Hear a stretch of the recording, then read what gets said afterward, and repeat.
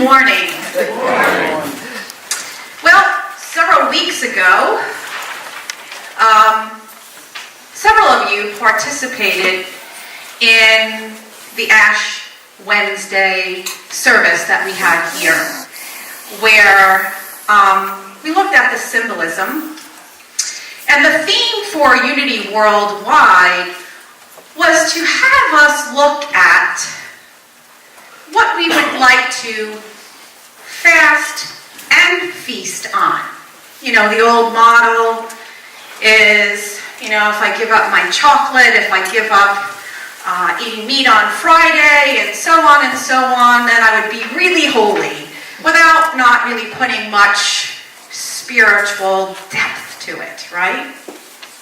And so the invitation was to look at fear behaviors, lack behaviors, that we were wanting to relinquish, so much like fast from, and then to feast on the beauty, the fullness of life, our spiritual powers. And so I asked everybody, I had face down cards that looked like this, and on each one was a spiritual power. And there were several columns. Two of them on the left had to do with when we come from that fear-based aspect of our being. Some like to call it our ego aspect. And so it can be where we use a power in our meekness, in our undevelopedness, or in our grandiosity, right? Which is that overdeveloped aspect of it. And then it is where we ask to bring it into center, being guided by the divine spirit within. And so, like everything I do here, I walk the path with you. And so I picked my card. At first glance, of course, that evening, because I had the rest of the service to do, I looked at the word life, and that was really pretty much all that I saw. Till I got home, and I started to look at it.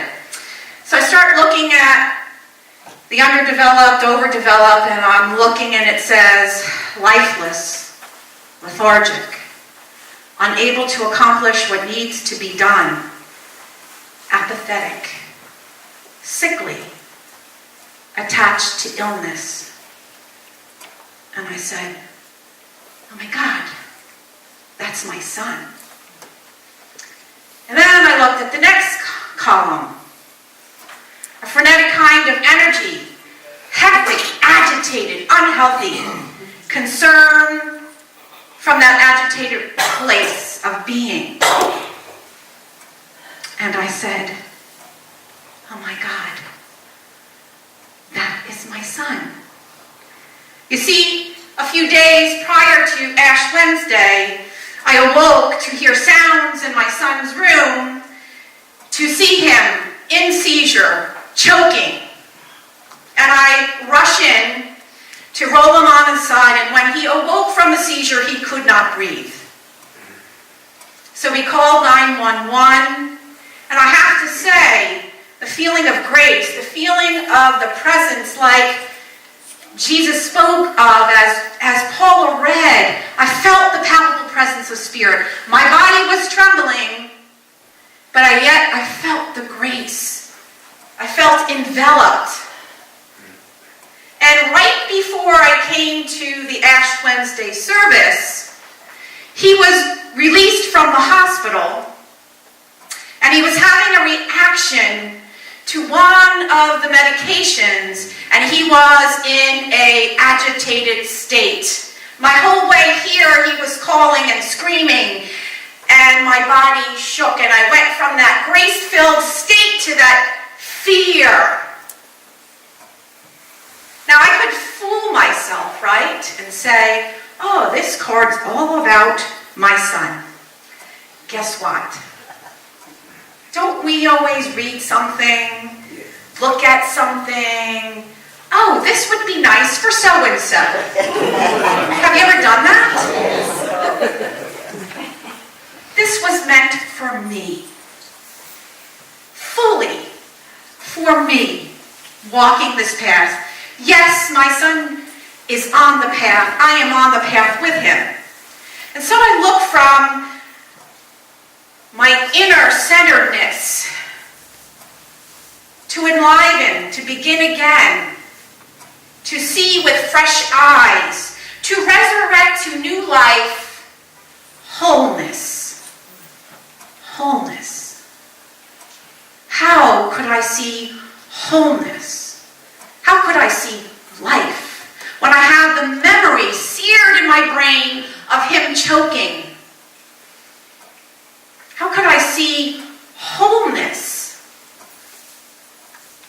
when I peer into his room that is filled with trash that he doesn't want anybody to remove, curtains drawn that reminds me of a tomb? How do I see wholeness? How do I go to work or come here, do the work that I'm so passionate about? Will he decide this is too much and take his life? And so that night I knew with every aspect of my being that I was being asked to go deeper. I was asked to lean into what was frightening me the most, the thought of losing my son. We all have those things that frighten us to the core. Do we not? Yes. Whether you are dealing with an illness, a loved one is dealing with addiction or an illness, whether it's physical or mental. If you just lost a job or are going to lose your home, we all have those things. Or a beloved four-legged friend, we all have those things that fear us. And so that night, with every ounce of my being, I decided, yes, I am ready to go deeper here. And you know when you say a prayer and you hold an intent wholeheartedly with every fiber of your being, suddenly you begin to attract yourself to synchronistic readings, people, events that show up to give you a message, to give you a gem, to give you a blessing. See, it is our harmonizing power of love. When we hold something deep in motion, we think it's just coming this way, but we are attracting ourselves because it is what we are vibrating in. I am wanting healing. I want to walk the path of wholeness. I want to see wholeness in what is showing up right here. All of it. And so I'm just going to share just a couple of themes that came up in the things that presented itself from incredible people in my life to authors like Carolyn Mace, Martha Beck, Stephen Cope, and Reverend Paul Hasselbeck. And I start there with the reminder of what wholeness really is. The wholeness is the perfect unification and expression of human as spirit, soul, and body. Sound familiar, Loretto? Again, all of this, right? From Paula's reading to this. Perfect. I want to say it again. The perfect unification and expression of human as spirit, soul, and body. Not separating it all out. Embracing it all. And so what's come up for me was, my gosh, the blessedness of the human journey. How blessed that we each have the power of spiritual presence, that our essence is divine. The beauty of our physical body, of our soul, of our thinking, of our emotions, all of it is whole and complete. And so, what it led me to really lean into were the teachings of living in the fullness of what we called paradox. See, we separate. In our dualistic thinking and living in ways of being, we like to separate everything. But wholeness means complete. All of it. The unification of it all. And so we are asked to embrace our humanity and divinity. We are asked to embrace life and death at the same time. Sounds crazy. But we are to walk the fullness of the path. Not just all that I've just, her humanity, our divinity, death and life, but everything that shows up. Everything. Every feeling, every thought. And so I'd like to start off with embracing our humanity and our divinity. You see, it sounds like, how many of you believe that that is something you aspire to do? How many of you here do that? Want to aspire to that? Yet, many of us live in myth. Somehow spiritual myth. If I say enough affirmations, if I look in the mirror and tell myself 500 times I am beautiful, hold the right thoughts, practice prayer, meditation, yoga, tapping. If I get the right spiritual counseling and coaching, set the right and perfect intentions and goals, I will live forever financially prosperous, in the divine right, perfect relationship. Anything that appears that I don't like, I'll just say, poof, it's gone. And I will live happily ever after. Yes. Come on. Come on, you know, after you take a class, you've done this and that, you did this many affirmations, and you're like, God darn it, why is that still in my life? Why do we talked about it in the prosperity class? Why do I still have fear when there's not money in my bank account?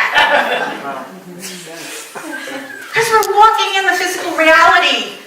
We're bombarded of facts. We can't see it, prove it, taste it. We should push it away. It's not spiritual. Maybe I haven't done enough of that. And then I also see where people take the teaching around the body as not sacred and spiritual. Where we say the body is an illusion. Everything in the physical world is an illusion. Well, there might be a deeper teaching to that. Maybe we created this experience for a reason. But let me tell you something. If somebody kicks me in the stomach, I will feel it. I haven't ascended back to that high vibration in the human path, right? And you know what? It sounds almost crazy, but I have seen where people will experience dis-ease in the form of cancer. Oh, let's not talk about it. Don't give any energy there. Now, I'm not saying to be a victim the whole time. And then what happens? They disappear from spiritual circles because they feel shameful. Maybe I wasn't practicing my spiritual affirmations and whatever spiritual teaching enough. And I hear metaphysical students who say, oh my gosh, because I fell 3-4 times and I am aging, what thoughts am I holding that makes me be so violent to myself? Now listen, friends. Yes, all of those tools are important. Prayer is important. Affirmations are important. Meditation, all of it, tapping, they are all important. But we must understand, they help us navigate through our human journey, using our divinity and our spiritual practices, not to escape it. And if we experience something, dis-ease, or pain, or suffering, or an event in any form, it is not because we are spiritual failures. And the other thing that leads to the myth that our humanity is not divine, or not part of the wholeness thing is, religion has taught us to put our masters on a pedestal. right? We talk all about the beauty of Jesus and the power of Jesus, and I am a Jesus lover, so just letting you know, okay? Good. And Buddha, and Mother Teresa. We go on and on. Paula just read about Jesus feeling alone. He was bold. He walked the spiritual path, but he also experienced the human journey. His divinity didn't prevent him from being crucified. His ideas were bold in that time period.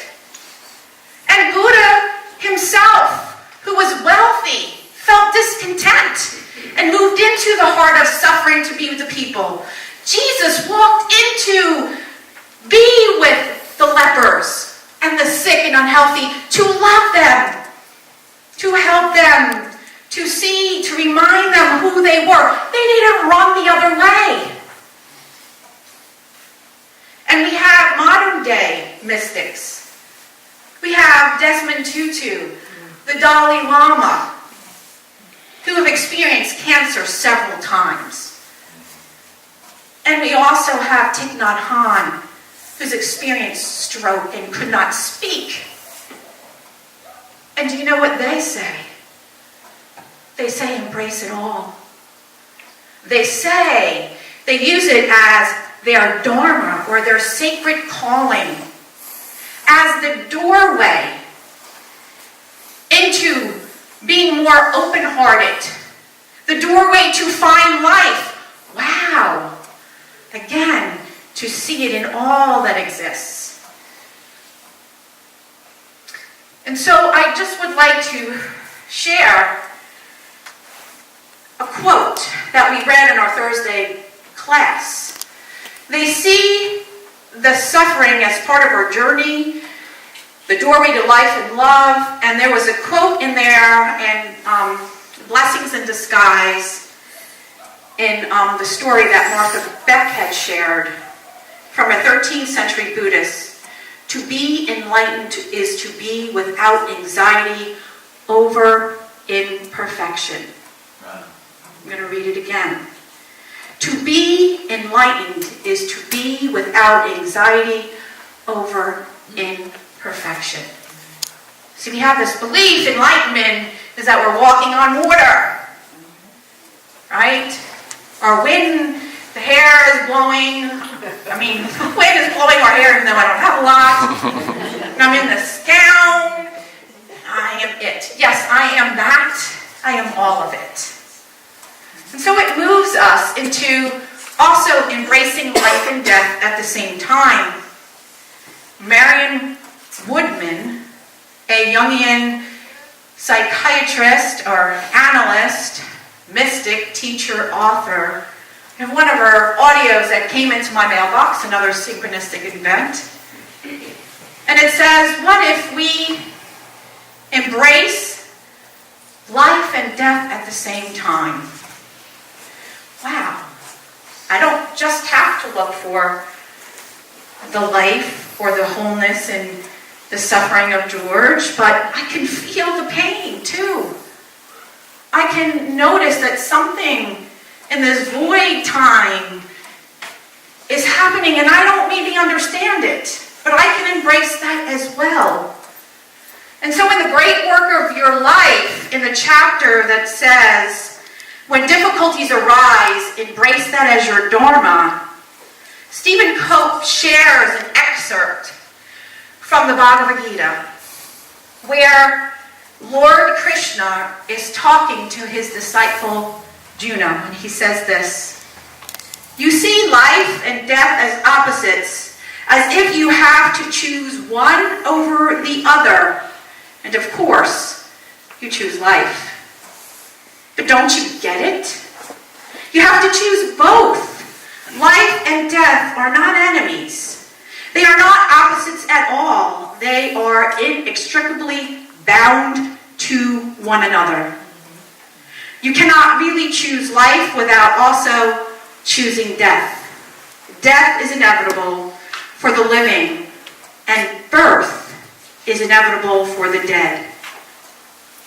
death is inevitable for the living, and birth is inevitable for the dead. Do we not see that outpicturing in nature? Day gives way to night. The seasons give way to each other.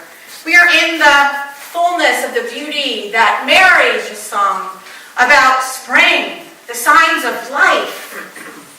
And then eventually we move into fall, the natural rhythm of the shedding, of the releasing, to the barrenness of winter, of the dying of the vegetation to get ready for the new.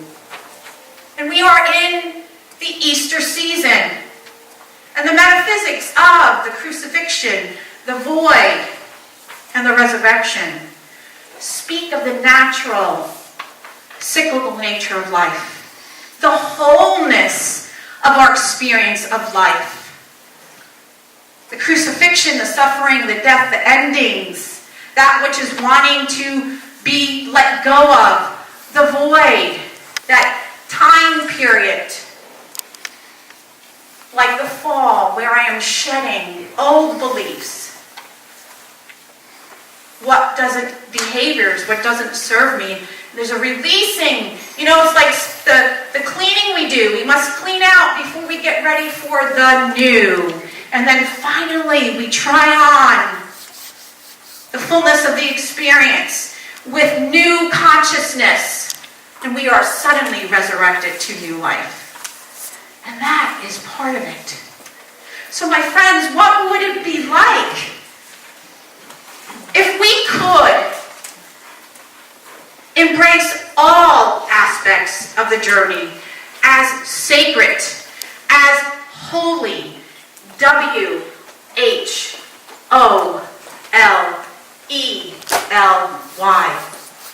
holy. What if each one of us could lean into what scares us the most? What is it for you? Is it physical illness? Is it mental illness? Is it financial fear or loss or insecurity? Is it loneliness? I may be alone my whole life.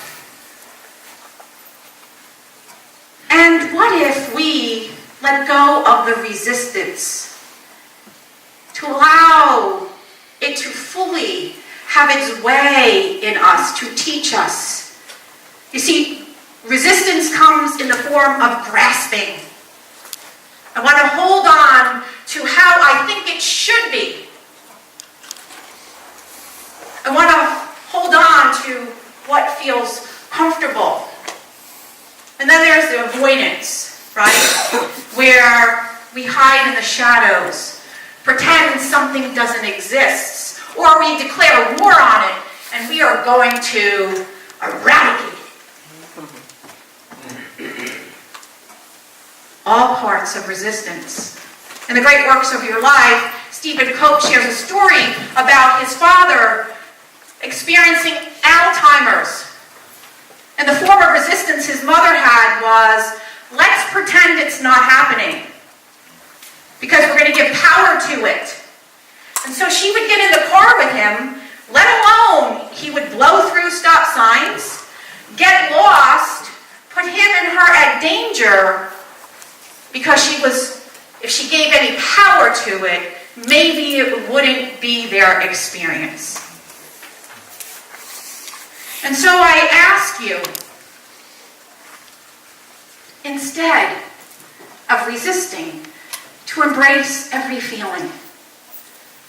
And yes, by all means, I myself seek support. I have a spiritual director, I have a mentor, I go and do energy work, etc., etc. I am not saying the path is void of this, but it is to use it to help us navigate into a deeper aspect of being, not to avoid it. And instead of asking why, how come, to ask the question, what is this here to teach me? How may this open my heart? How may this enlighten me to live my humanity, divinity, life, death, the fullness of my experience? And so I close with a quote by Pema Chodron. We can let circumstances of our lives harden us so that we become increasingly resentful and afraid, or we can let them soften us and make us kinder and more open to what scares us. We always have a choice. So my friend,